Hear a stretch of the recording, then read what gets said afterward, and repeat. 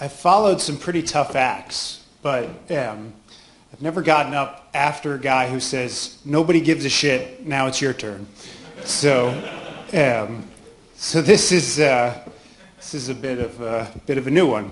Anyway, my talk today is called Building the Smart Water Ecosystem. That is the formal title. The informal title will be The Path Toward Enlightenment. And you hopefully will see what enlightenment is in a second. Now, I was excited to be here at SWAN before Robert got up to talk about what I see as excitement in the water sector. And maybe it's just that I, in my day job of running the Cleantech Group, face quite a lot of adversity in the world in general in the broader clean tech sector. Now, the firm I run, we track a much broader swath of the industry than just water. We track everything from renewables to energy efficiency to smart grid to waste to water. And in many places, clean tech in general is a fairly challenged category. For example, I arrived 2.5 weeks ago in Munich to chair our European Clean Tech Forum. I had to go moderate a panel on the state of German solar manufacturing on the morning that First Solar killed their German manufacturing plant. So, there is certainly some tough headwinds that are faced elsewhere in the clean tech sector, though I think there's a lot of good reasons for optimism. Now, what does this sort of broader problem in clean tech mean for you? Well, not actually a heck of a lot. I'm just sort of venting my own frustration. But I actually will link a bit to the water story and show you how I think that it is important to view water in the context of some of these other clean tech sectors and the trajectory of some of these other clean tech sectors so that we can potentially avoid some of the missteps that others have taken.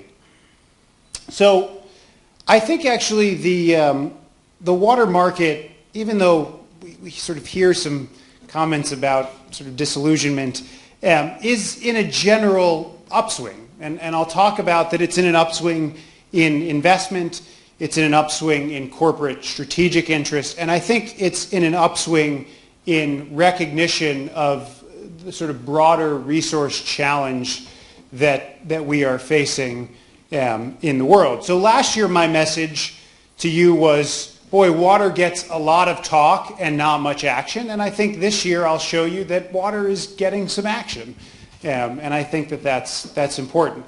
So I think three things with the next 15 minutes. Number one, I'm going to put smart water in the context of the broader clean tech sector and try to draw out some themes. Number two, I want to talk about transactions in the water and smart water sector, investments and M&A, to hopefully give some background on what's happening. And number three, I will give a bit of a framework for how I'm thinking about the industry these days, which has changed a bit from last year. It has to change them in the research business. We get paid to sort of reconceptualize frameworks. So first, I'm going to borrow somebody else's framework. This is the Gartner hype cycle model. Who has seen this chart before? Yeah, good, okay. It's a pretty well-known chart that sort of traces technology diffusion into markets from the time a technology is introduced to this peak of inflated expectations when there's sort of a frenzy and a bubble around that technology, down through this trough of disillusionment, and then out there toward enlightenment. And that, hence, is why I call this talk The Path to Enlightenment, because hopefully we're sort of moving out there toward enlightenment and productivity. Now, I placed a couple of other clean tech sectors that I spend a lot of time talking about on this chart, and I think solar is really at the very bottom of this trough right now, even though the solar market is actually a really good one. And despite all this, is total tangent, despite all this talk, cheap solar panels are actually very good for solar deployment. There's solar getting deployed everywhere. It's not very good if you're a solar manufacturer making panels, but every other piece of that value chain is doing well. Some of these other sectors are sort of on their way to enlightenment and productivity. Energy efficiency, wind is way out there. Wind is not even that innovative anymore. So smart water, we're over here, I think, hopefully. And our goal, in my opinion, is to get us over to the plateau of productivity with as little up and down and roller coaster of emotional and resource waste as possible. And I think that it is possible if we learn some lessons from what sent some of these other sectors up and down. And to do that, I think we need to talk a little bit about who in the clean tech world is disillusioned. So I've made a bit of a chart of people that I consider to be disillusioned on the left and those who are not disillusioned on the right. So on the left, the disillusioned people. Venture capitalists. Venture capitalists are disillusioned these days. I'll tell you in a minute why this doesn't matter at all, but they're pretty disillusioned. It's a tough business to be in. Clean tech investors are having a tough time. Americans, I'm American, we're disillusioned. We're always disillusioned, so I'm not really sure that's novel or a new idea. But clean tech, there's quite a lot of clean tech innovation in the States, and we're having quite a bit of time getting anything deployed in the States. Our companies are spending a lot of time abroad. Number 3, national politicians are disillusioned. This is not only in the States, but everywhere around the world. I think those operating at a federal or even international level trying to set policy and regulatory regimes are not having a good time doing so. And 4th, what I call boom wranglers are disillusioned. Boom wranglers is a term that I heard an American author, Poe Bronson, use to describe entrepreneurs who would chase new trends in the market. They really didn't care what technology sector they were in. They just cared what's hot, and I'm going to go start a company in that hot sector. And so those who rushed into clean tech, into energy efficiency or water or any of these sectors thinking, boy, this is going to be a boom sector and I'm going to be rich in 3 years, those people are quite disillusioned now. Who's not disillusioned? Strategic investors. I'm going to talk about the role of corporate strategics in this market, and I think they are not disillusioned. They are continuing to invest, and they are very important. Number 2, the rest of the world, and here we are in the rest of the world, so I think that that's a good thing, and the rest of the world appears to me to not be that disillusioned. Number 3, city and state politicians, people setting policy and enacting change at a local level, I think are still working hard, and I'm going to talk a little bit about that. And 4th, true believers. True believers are never disillusioned. So I think the good thing about this set of people is that a lot of this industry, a lot of the smart water industry, a lot of the water industry can get driven by the right-hand side of this chart. It can get driven by corporate strategic. It can get driven at the municipal level. It can get driven by the rest of the world, and hopefully we're all true believers. Arguably, the only people on the left-hand side of this chart that you might need to continue the momentum you've got are investors. Now, the secret of investors is they might talk about being disillusioned, but they're going to continue to invest. See, it's their job. They're sort of addicted to it. They keep just spending.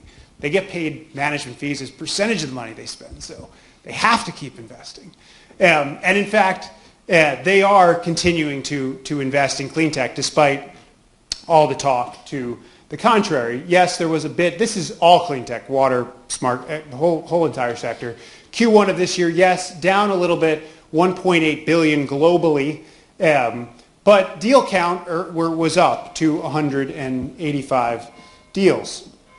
Now, the water and wastewater sector has been a particular bright spot against this overall climate. As you can see, there were about 18 deals last quarter, $140 million. Now, that's not an extraordinary sum of money by any measure, but I think in terms of what people in the venture capital world of clean tech are looking at, we've finally seen a bit of sort of rubber meets the road, or reality meets some of the hype come around. Last year, I stood here and gave this sort of rousing talk about how there's this huge water market and so much interest, but water venture capital is only 3% of total clean tech venture capital. Well, this year, I think it's up to a pretty respectable 10% of clean tech venture capital deals. So this, to me, is reason to be somewhat optimistic that there is somewhat of a rotation of innovation capital toward the water sector. Now, smart water is a beneficiary of that general trend. I will say that a good portion of that 140 million is still going into some of the more capital-intensive portions of the sector. For example, last week, Nano H2O, membrane developer, raised 40 million in equity, 20 million in debt. So there's some big rounds going into membrane companies. This is a list of just smart water deals that we tracked over the last year or so, the biggest of which was a US-based company, Red Zone Robotics. I thought it was notable that I put on this chart President Obama visiting the Red Zone Robotics factory.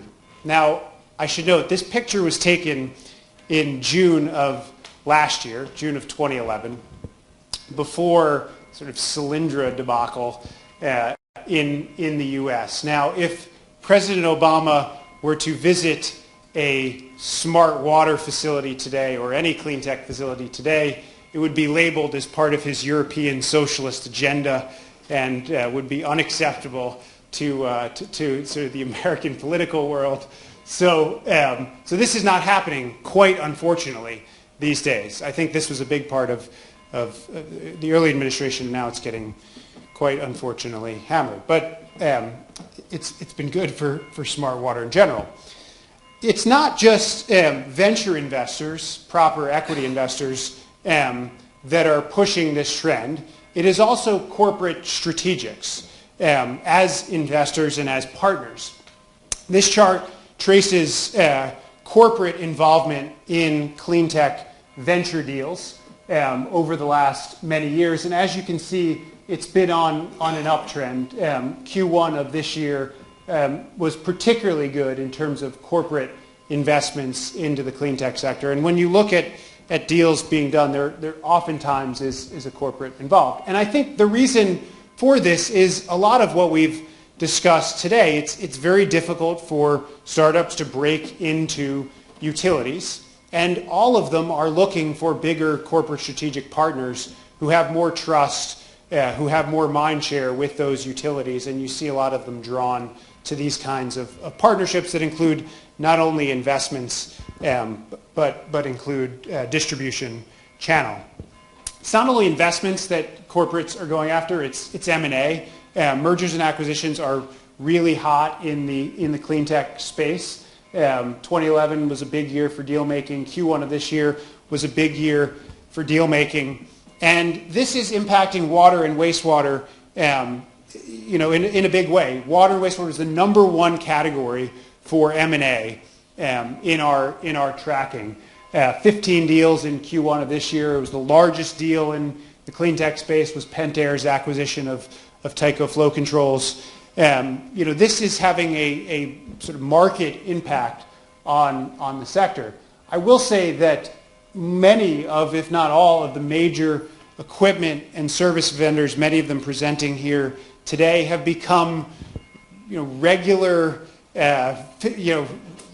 regular fixtures, I say on the side, regular fixtures in the clean tech community. So you can go to clean tech events around the world, and I'm sort of excited that I see so much corporate involvement.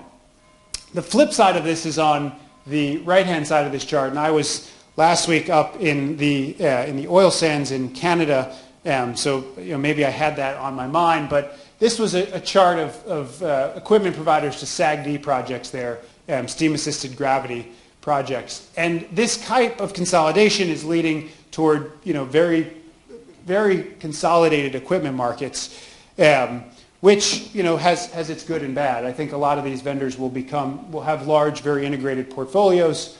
I think that from a project perspective, as they're snapping up some of this early stage innovation, you may have less choices. And that market share chart comes from the GWI folks that do a great job on market share work. So that's a bit about the corporate story and the investment story.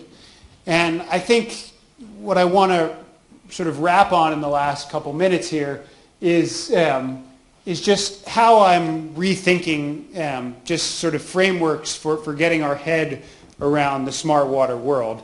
This was the framework that I brought to the conference last year, and it was a kind of stack of vendors, from the equipment vendors and component vendors up through project developers, asset operators, and asset owners. And I think it was a very project-specific framework that helped us think through how does a project come together? Who owns the assets? Who's financing the assets? Who are the equipment players involved? But I think that some of the drivers are changing in the industry in terms of how innovation is getting out there, and where I see smart water really getting traction and really finding interest. And so I want to talk about those drivers, and then I want to talk about the kind of way I've rethought this a bit. These are the three main things on my mind these days when it comes to smart water. And I think we've spent a lot of time touching actually on the left-hand side of this chart today, probably less on the other two buckets. But on the left-hand side is smart cities. So, I think that it's cliche at this point to talk about sort of mass movement of populations into cities and mass urbanization being a mega trend that's impacting the world. This is undeniable, indisputed. This is the population trend that we are facing. And I think that we see a lot of discussion and a lot of momentum around thinking about these smart cities programs. I think city planners are really getting their head around that to attract companies, to attract residents, to attract the best talent in the world, our cities need to be smart. And smart cities mean smart infrastructure. And I think that smart water is increasingly a part of that dialogue, increasingly a part of a dialogue that revolves around energy and water and transportation and waste and building cities into good environments. And I think that is a dialogue that will help propel the industry forward. Number two, in terms of a megatrend, is that we are not going to, we as a world are not lovingly embracing renewables. We are embracing the fact that we are running out of energy sources and need more and more energy. But instead of racing to figure out renewables, we've got a lot of folks racing to figure out, well, where can I find more of traditional fuels? And they're actually finding quite a lot of it. In the States, we've found a whole ton of gas, shale gas, and we've been fracking our way to a major gram reserve. Up in Canada, they're working up in the oil sands to recover oil from the sands there. And these unconventional energy exploration techniques have huge water challenges. They have huge wastewater challenges. In many places, they have huge just water resource challenges. Up in the oil sands, up in northern Canada, you need water for these processes. They're steam-assisted processes. But there's only one river, the Athabasca, that's up there in pretty much the middle of nowhere. And all these companies have very strict withdrawal allowances from the river that they need to pull from to make these projects work. They've been building some interesting closed-loop systems. I think, we talk a lot about the municipal customer. I think there are some really interesting industrial customers for monitoring applications, for toxicity applications in the unconventional energy world that really do need to be looked at. On the far right-hand side, agriculture. Now, agriculture is probably by far the most mature market for smart water that we have. There have been smart agriculture applications of smart water for decades. I think we will see a bit of a resurgence in this market as we sort of track the megatrend around stressed food systems and the need to feed more and more people and the water needs that result because of that. Not only on a mass agriculture scale, but on a local scale, interesting applications for vertical farming and urban farming, and what might that mean for the ability to manage water within cities. So I think that's driven me to try to reconceptualize how I'm bucketing vendors in the smart water space, since that's my job to sort of put logos of companies on slides and try to tell people how to organize them. You guys actually have to do the work. I just have to put it on a slide. So I these days like to think of three broad categories, and I sort of said this in introducing that first session today. City thinkers that are really addressing these smart city concepts across multiple verticals. These are companies that have equipment that address energy, water, transportation, multiple verticals. They can help big cities think about how should we re-architect this entire ecosystem. At the system level, I think you have vendors who are figuring out and sort of planning out, how do we build the water system? How do we build the energy system? How do we make that work for a utility at a big project level? And then I think at the bottom of this chart, and the bottom not meaning bad, but I mean these are all incredibly important. There's no value judgment on where up, top, bottom. It's just different pieces. We have services vendors who are fitting into this equation, offering sort of best-of-breed point applications to address specific needs within systems. And that's where you find actually a lot of the earlier stage companies, a lot of the venture-backed businesses that are trying to address point solutions that then plug into systems. And I think this is one reason why we need the industry to work well together, because all levels of this chart need to be addressed. Service vendors need to find ways to plug into systems. System vendors need to find ways to work nicely with city-based planners, and it all needs to sort of work beautifully together. Easier said than done. I think that as I think about what is driving success, and I've only got one more slide after this, I do see different reasons companies succeed at these different places in the market. At the top of this chart, I think these city thinkers are really excelling through thought leadership, through being able to be a voice to a city planner, to a municipality, that they can help them solve these big challenges over the next 50 to 100 years. And they're putting out really interesting thought leadership around that. Number two, I talk about the breadth of the portfolio, but I think that really leads into their integration expertise. I think what you see out of many of these organizations is an attempt to build platforms that will enable lower, sort of other, I won't say lower, that'll sort of again place value, other layers of this stack to plug in to a broader city-based or regional-based model. And I think that integration expertise, that platform perspective is incredibly important. At the systems level, I continue to see trust and reliability as a really key buying criteria. Just in terms of winning deals, these deals take a long time to come together. There are long buying cycles, and conservative customers that we've talked about today that really do trust vendors that have been around for quite a while.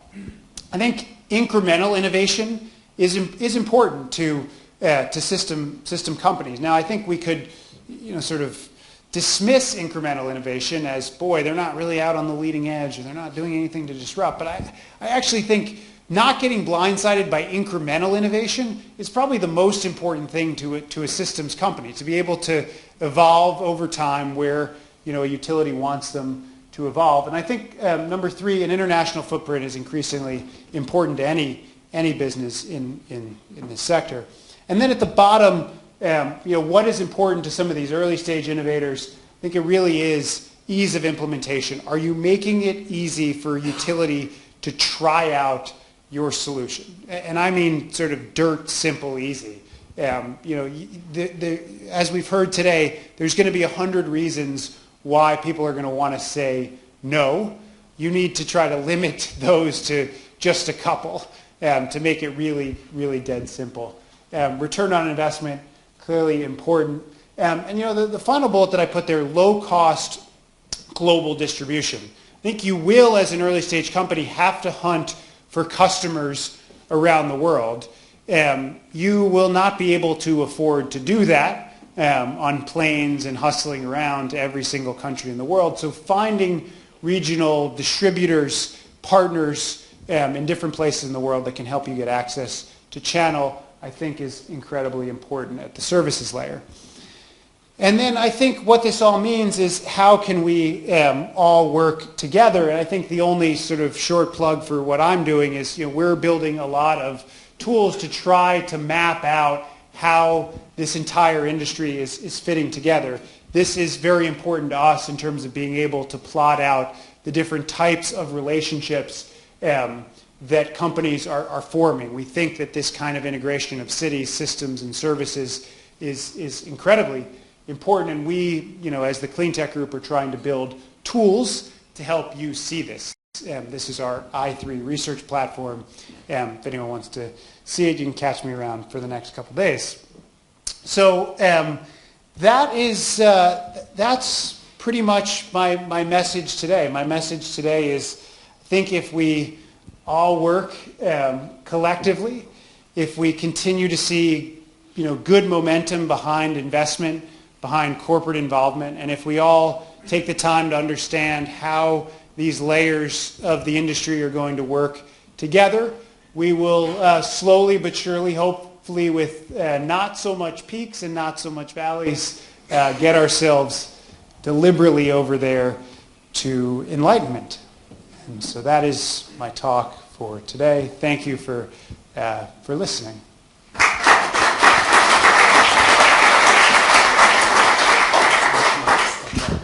Any questions to Greg? Laurie. Thank you, Greg. That's fantastic. You've saved me having to write my business plan now. I'm going to go back and rewrite it, I should say. Is that 2013? Are you going to come and show us that we got there in a year? At the time, I don't know.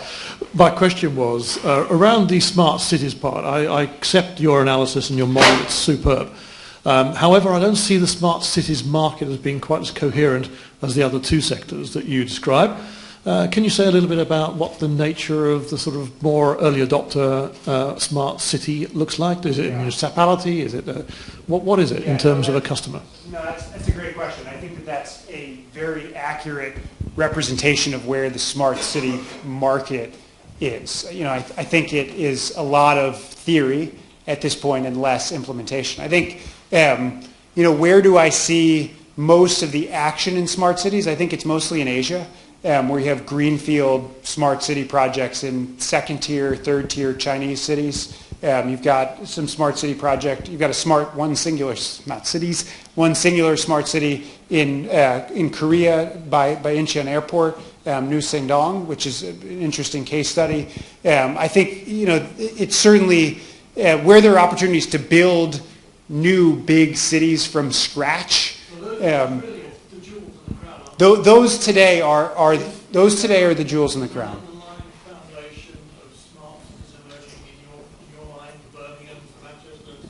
I think that actually, in my mind, it can be and should be a tool for urban revitalization in a lot of cities that are finding themselves in sort of hard times. And I look at cities in the States that are sort of challenged, and I see cities with crumbling infrastructure. And I think for them, there's a challenge there of, boy, if we can build it, if we can build better infrastructure to attract talent, that in and of itself becomes our economic development project. It's not so much about creating jobs, it's creating beautiful places for people to come. And I actually think that that's one of the main mistakes that a lot of city planners, I think, are making, especially around innovation, is that they think it's all about just giving money to sort of incubators or to startups. And they think, boy, if we create these incubator funds, we create these innovation funds, all of a sudden we'll have flowering entrepreneurship everywhere, and entrepreneurs will come out of the woodwork. What they don't realize is that the number one determinant of what makes a city a hotbed for innovation is that it's a cool place to live. You know, the mayor of Tel Aviv actually gave a great talk a couple years back saying, you know, they asked, what have you done to make Tel Aviv such a fantastic place for innovation? He said, it's just a really cool place to live. And we've made it a very diverse society, and we have the ocean. That is ultimately what will attract innovators to cities is good infrastructure, good places to live, and I think that can't be sort of underlooked. Yep. You talk about going through the peaks and the troughs and productivity. In the US context of infrastructure tapping into the ground, a huge amount of infrastructure investment being required. Do you see the US then as a very positive environment for innovation, or does the fact there are 40,000 or however many thousand municipalities mean that it's still going to be a bit of a graveyard? Yeah, I think the U.S. market is pretty tough right now. It's to me it's quite sad. I've spent the last year in I think 17 different countries in sort of this clean tech tour of the world that I do, and I fly back home to the States, and I feel like I'm actually landing in sort of a second world or third world airport sometimes, in comparison to some of the infrastructure that I land in Asia or Europe or elsewhere. I think it is tough right now. I think that we're fond of talking about these thousands and thousands of municipalities in the U.S. and thousands of utilities. I think that the long tail of very small utilities in the U.S., whether it's in the water or the energy sector, are very difficult to serve. I think when you think about serving the U.S. market, it really is serving that top tier, not even just the biggest 100, but maybe the biggest 500 or biggest 1,000. I think it's going to be very difficult to make real money off the long tail of tens of thousands of small, water utilities that are serving, hundreds of sometimes customers. So I think it's a more concentrated market than sometimes is made out to be, and I think it's going to be challenging in the near term for there to be real infrastructure spending. We're in the middle of an election cycle, so nothing's going to get certainly done for the next 6-7 months. But who knows after that? It's not exactly the most patriotic picture of America, huh? If anyone has an EU passport for me after this, please. Happy to take it. Welcome to Tel Aviv. Yeah, no, I know. Yeah. Short one. Yeah.